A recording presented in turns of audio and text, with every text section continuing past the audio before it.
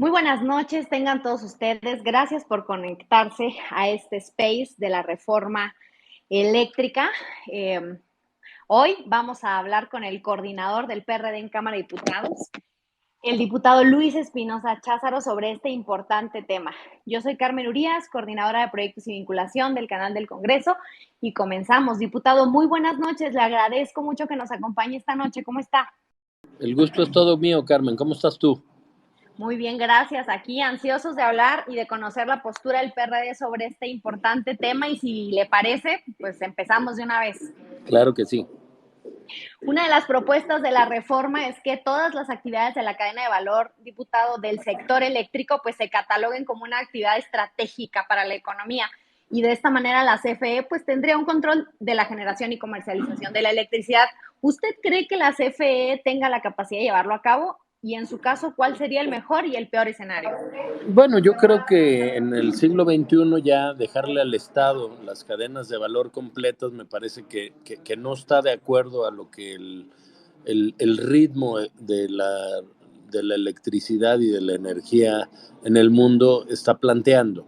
Yo creo que hay que mandar a CFE fortalecida a competir con el mercado, pero dejárselo por decreto me parece muy complicado, me parece un poco ir en el sentido contrario de lo que el mundo hoy está buscando. Gracias, diputado. De hecho, organismos como Greenpeace y el Instituto Mexicano para la Competitividad, al igual que usted, han expresado su preocupación por este supuesto retraso en la transición energética al favorecer el uso de energías sucias. ¿En qué parte de la reforma se da preferencia al uso de estas energías, diputado? ¿Y cuál es la importancia de incluir las energías limpias y la transición energética en la reforma para la gente que ahorita nos está escuchando y en alguna parte pues desconoce el tema? Bueno, yo creo que no está contemplada en la reforma constitucional la transición energética. Desde 2013, cuando yo fui diputado y secretario de la Comisión de Energía, parte de la fundamentación del PRD para ir en contra de la reforma era que no viene la transición, o sea, la transición no se da por decreto o por ósmosis. Hay que ir, como han ido países como Inglaterra, como los Estados Unidos, en favor de que parte de los recursos de lo que hoy son combustibles fósiles se apliquen a que vayamos a una transición energética real hacia energías limpias y energías renovables, que no es necesariamente lo mismo. Por eso es muy importante que para el PRD quede muy establecido, quede claramente establecido que México quiere cumplir con sus compromisos con el mundo en materia de transición energética. No está siquiera mencionado y por lo tanto, pues en el discurso político se puede decir lo que sea, pero en la realidad no estamos viendo que México quiera cumplir con la parte de ecología que le corresponde. Oiga, coordinador, y hablando de discurso político, usted sabe y ha participado que en la Cámara de Diputados pues se está llevando a cabo un parlamento abierto, y en la inauguración del mismo usted señaló que este parlamento debe estar libre de visiones ideologizadas para hacer un debate más técnico. ¿Cómo podemos diferenciarlo? Es decir, o sea, ¿cómo pueden las y los mexicanos discernir cuando un participante pues use argumentos técnicos o ideológicos? Y una vez pasado este debate, el PRD estaría dispuesto a votar a favor de la reforma de ser recomendada ampliamente por los especialistas. Bueno, es muy claro que el debate técnico lo dan quienes conocen la materia eléctrica y energética a fondo. El Ujú. debate ideológico, como lo dijo Claudia Sheinbaum o como lo dijo el director de la CFE, Manuel Bartlett, eso es muy fácil decir, bueno, queremos que a la gente le lleguen recibos más baratos de la luz, pero no se da así.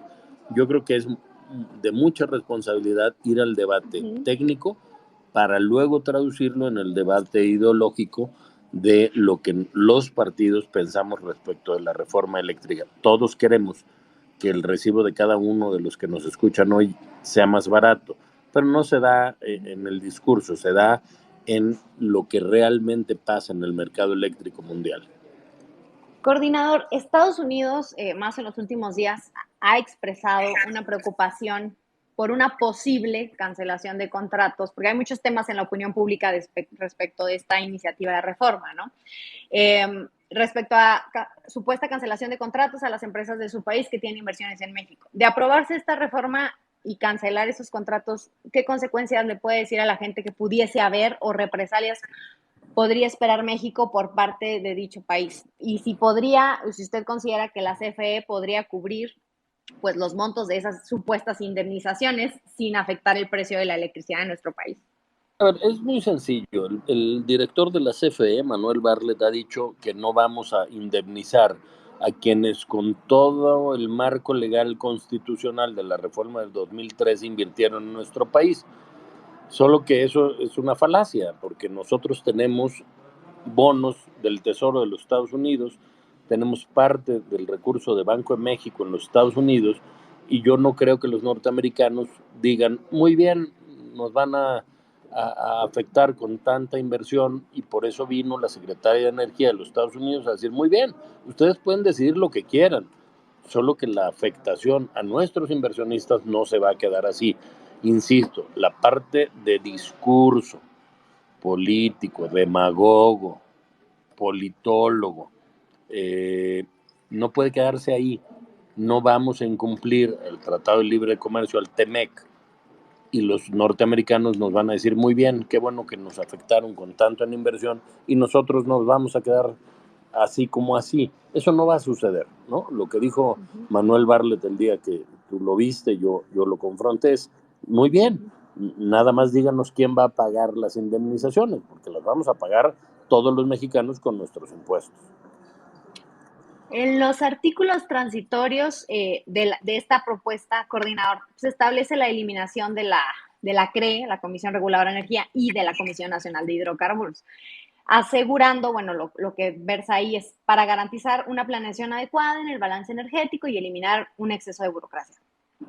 Hay legisladores de la oposición que señalan que esta decisión pues, terminará por quitar los contrapesos a la CFE y a la CENER. ¿Cuál es su opinión al respecto? ¿Se busca menos burocracia o concentración de poder? Yo creo que lo dije claramente en mi discurso de inauguración de las discusiones, la centralización, la idea de que solo un hombre, llámese el presidente de la República o el director de la CFE, tengan la varita mágica para el tema eléctrico y energético de nuestro país es equívoco. Todos los países de primer mundo tienen organismos de regulación de energía, como la CRE, como la Comisión Nacional de Hidrocarburos, para que el mercado tenga un árbitro potente, un árbitro fuerte. Desaparecerlo solo me parece que es concentrar en un hombre, en el centro, todo el tema energético de nuestro país, y eso de ninguna manera puede ser favorable. La competencia en México y en todo el mundo, la competencia no solo en materia energética o eléctrica, en cualquier rubro, pues hace que haya mejores precios para los consumidores finales.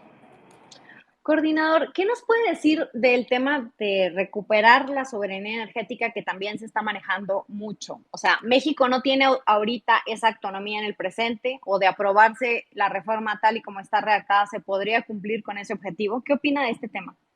No, yo creo que la soberanía energética no pasa por concentrar el poder en el gobierno de nuestra república. La soberanía energética pasa por tener precios competitivos donde podamos competir contra otros países, ¿no? El mundo hoy está globalizado, y que tratar de sustraernos a eso me parece de verdad una aberración del mercado. Yo creo que es importante que en México tengamos mejores espacios de competencia, pero la soberanía energética no pasa justamente por el tema de el control total del Estado. Ok, coordinador, y entrando a este tema también tan polémico de que se acusa que en la reforma de 2013 hubo compra de votos en la Cámara de Diputados en aquellos años. Este año a la 4T pues, les faltan votos para aprobar la reforma en el Pleno. ¿Le preocupa al PRD que ante esta necesidad de obtener sus votos se recurran a prácticas como cambio de legisladores entre partidos para dar la suma? No, yo creo que eso no sucederá. Yo dije claramente cuando estuvo el director Bartlett, nosotros votamos en contra de la reforma de 2013, nosotros no estamos para defender a los empresarios y mucho menos a los empresarios extranjeros. A nosotros en el PRD nadie nos puede tachar de de un planteamiento en donde hubiera compra de votos. Yo era el secretario de la Comisión de Energía y a mí nadie me podría tachar de eso. No, en el PRD nadie va a cambiar su voto por un tema de prácticas como las que vimos en el pasado. Corresponderá a quienes son señalados, pues claramente definir si por eso votaron en un sentido o en otro. Pero yo veo muy sólido al bloque de Va por México votando en contra de la reforma eléctrica en los términos que hoy está. Gracias, coordinador. Usted propuso que la votación de esta propuesta de reforma se hiciera después de las elecciones de junio. ¿Cómo va ese tema? Bueno, a mí me parece claro que si se plantea que la discusión se dé en febrero o marzo, en el periodo ordinario, pues no es un tema que tenga que ver con la soberanía energética o eléctrica de nuestro país. Es un tema meramente electorero. Discutámoslos después de las elecciones, donde la gente pueda tomar una posición respecto a la reforma y no en medio de una elección donde nuestra coalición de Va por México ganará la mayoría de las gobernaturas. Gracias, coordinador. Esta es la segunda semana de continuidad del Parlamento abierto ahí en Cámara de Diputados, donde pues, hemos estado escuchando especialistas. Para los que no saben, es una transmisión que está haciendo el canal del Congreso sin cortes ni ediciones para que puedan seguir el debate. Coordinador, ¿qué le dice a la ciudadanía? Porque es importante que sigan esta transmisión de Parlamento abierto. Bueno, porque la reforma eléctrica al final del día afectará o beneficiará no solo a nuestra generación, sino a la de nuestros hijos y a la de nuestros nietos. La parte que tiene que ver con la transición energética, que para el PRD es muy importante, a diferencia del Verde, que dice ser un partido ecologista, pero que vota en favor de las energías que contaminan, pues es lo que necesitamos que la gente conozca. Una cosa es lo que la reforma constitucional plantea y otra cosa es lo que el presidente de la República ha estado planteando.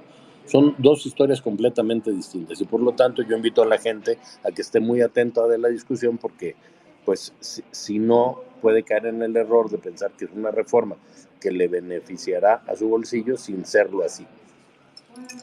Coordinador, ¿alguna otra cosa que quisiera agregar? No, que el Parlamento abierto debe ser escuchado, que el Parlamento abierto es una forma de democracia directa importante y que ojalá que la gente esté muy atenta de lo que estamos discutiendo para que pueda tomar una definición respecto de qué es lo que más le conviene a nuestro país en materia no solo eléctrica, sino de energía. Coordinador, pues muchísimas gracias. Desde el canal del Congreso le agradecemos que se haya conectado. Sé que trae una agenda bastante apretada, pero esta disposición para hablar de un tema tan importante para el futuro del país lo valoramos y agradecemos que nos haya hecho conocer la postura del PRD. Gracias, Carmen, a ti, gracias a todos los que se conectaron. Estamos ahora en Durango, listos para presentar a nuestro candidato en unos momentos de con quién iremos en Va por Durango y te agradezco muchísimo el espacio de apertura que hemos tenido el día de hoy.